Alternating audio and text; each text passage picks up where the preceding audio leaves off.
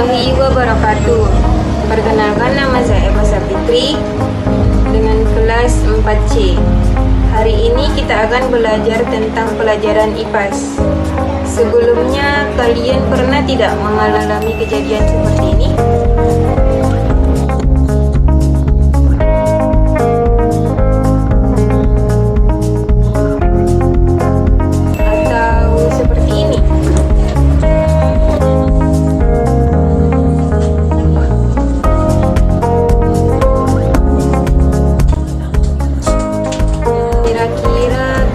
Itu bisa terjadi. Ada yang tahu jawabannya? Supaya kita tahu jawabannya, ayo kita belajar bersama-sama.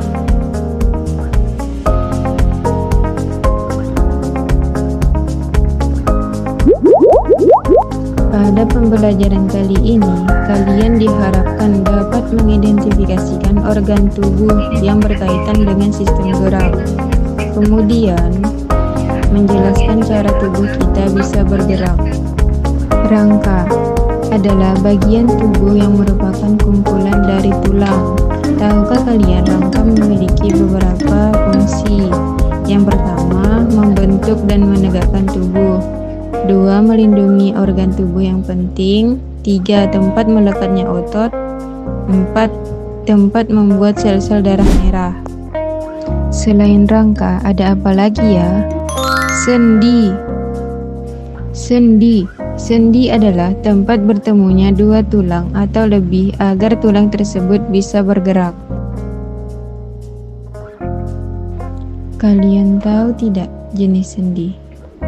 Yang pertama, sendi putar. Contohnya ada di antara tulang leher dan tengkorak saat memutar kepala. Yang kedua, sendi geser. Contohnya sendi yang menghubungkan tulang-tulang di pergelangan tangan dan sendi pada ruas tulang belakang.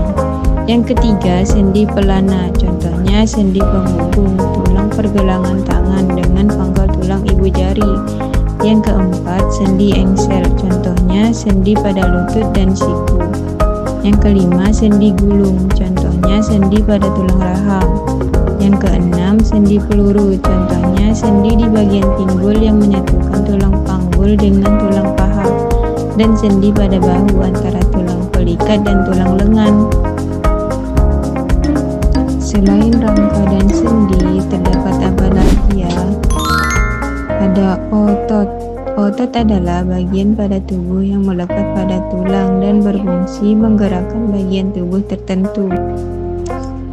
Otot juga memiliki 3 sifat. Yang pertama, kontraktilitas. Otot bisa memendek ketika kontraksi. Yang kedua, ekstensibilitas. Otot bisa memanjang ketika relaksasi.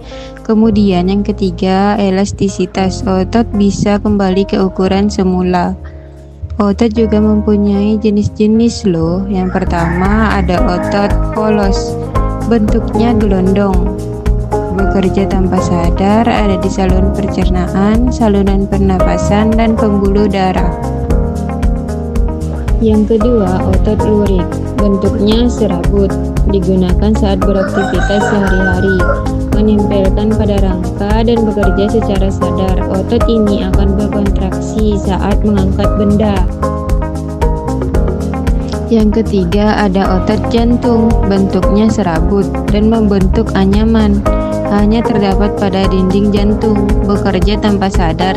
Saat tidur, makan, belajar, otot jantung tetap memompa darah ke seluruh tubuh. Apakah kalian masih ingat kejadian di video awal tadi tentang bagaimana kalian mengangkat meja ataupun saat berlari? Ada tangan, kaki, dan betis. Kita terasa sangat kaku dan tegang. Ya, kira-kira faktor apa saja yang berada di balik tubuh kita? Ya, betul, ada rangka, sendi, dan otot. Bagaimana pelajaran hari ini? Semoga paham ya, agar kalian lebih memahami pelajaran kita hari ini. Ayo kita sama-sama belajar mengerjakan tugas berikut ini. Ayo bersama-sama kita mengerjakan tugas berikut ini. 1. Apa yang dimaksud dengan rangka? Rangka adalah bagian tubuh yang merupakan kumpulan dari tulang. 2. Apa yang dimaksud dengan sendi? Sendi adalah tempat bertemunya dua tulang atau lebih agar tulang tersebut bisa bergerak. 3. Sebutkan jenis-jenis sendi. Jenis-jenis sendi. Yang pertama, sendi putar. Contohnya ada di antara tulang leher dan tengkorak saat memutar kepala. Yang kedua, sendi geser. Contohnya sendi yang menghubungkan tulang-tulang di pergelangan tangan dan sendi antara ruas tulang belakang. 3. Sendi pelana. Contohnya sendi penghubung tulang pergelangan tangan dengan pangkal tulang ibu jari. Yang keempat, sendi engsel. Contohnya sendi pada lutut dan siku. 5. Sendi gulung. Contohnya sendi pada tulang rahang. 6. Sendi peluru. Contohnya sendi di bagian pinggul yang menyatukan tulang panggul dengan tulang paha, dan sendi pada bahu antara tulang belikat dan tulang lengan. 4. Sebutkan sifat-sifat otot. Sifat-sifat otot. Yang pertama, kontraktilitas. 2. Ekstensibilitas. 3. Elastisitas. 5. Jenis otot manakah yang bekerja secara sadar? Jenis otot yang bekerja secara sadar adalah otot lurik. 6. Apa fungsi rangka bagi tubuh manusia? Mari kita jawab. Rangka berfungsi untuk menopang tubuh, memberi bentuk tubuh, melindungi organ dalam, dan tempat melekatnya otot. 7. Jelaskan perbedaan antara sendi engsel dan sendi peluru. Jawabannya, sendi engsel hanya bisa digerakkan satu arah seperti pintu. Contohnya lutut dan siku. Sedangkan sendi peluru bisa digerakkan ke segala arah, contohnya pada bahu dan panggul. Apa saja fungsi utama rangka dalam tubuh? Fungsi utama rangka antara lain: 1. Menyokong tubuh agar dapat berdiri tegak. 2. Melindungi organ dalam, contohnya tengkorak melindungi otak, tulang rusuk melindungi paru-paru. 3. Tempat melekatnya otot-otot rangka. 5. Membentuk sel darah di sumsum tulang merah. 5. Menyimpan mineral seperti kalsium dan fosfor.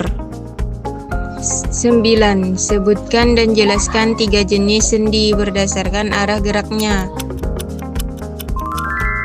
Yang pertama, sendi engsel. Gerak satu arah seperti engsel pintu. Contohnya siku, lutut. 2. Sendi peluru. Gerak ke segala arah. Contohnya bahu, pinggul. 3. Sendi putar. Satu tulang berputar terhadap tulang lain, contohnya leher, antara tulang atlas dan tulang tengkorak. 10. Bagaimana otot dan rangka bekerja sama dalam pergerakan? Jawabannya, otot bekerja dengan cara berkontraksi dan relaksasi. Saat otot berkontraksi, ia menarik tulang yang menempel padanya. Rangka berperan sebagai alat gerak pasif, sedangkan otot sebagai alat gerak aktif. Contohnya saat menekuk lengan, otot bisa berkontraksi menarik lengan bawah ke atas. Ini adalah contoh kerjasama antara otot dan rangka. Terima kasih sudah menonton, dan video pembelajaran ini dapat bermanfaat bagi kita semua. Wassalamualaikum warahmatullahi wabarakatuh.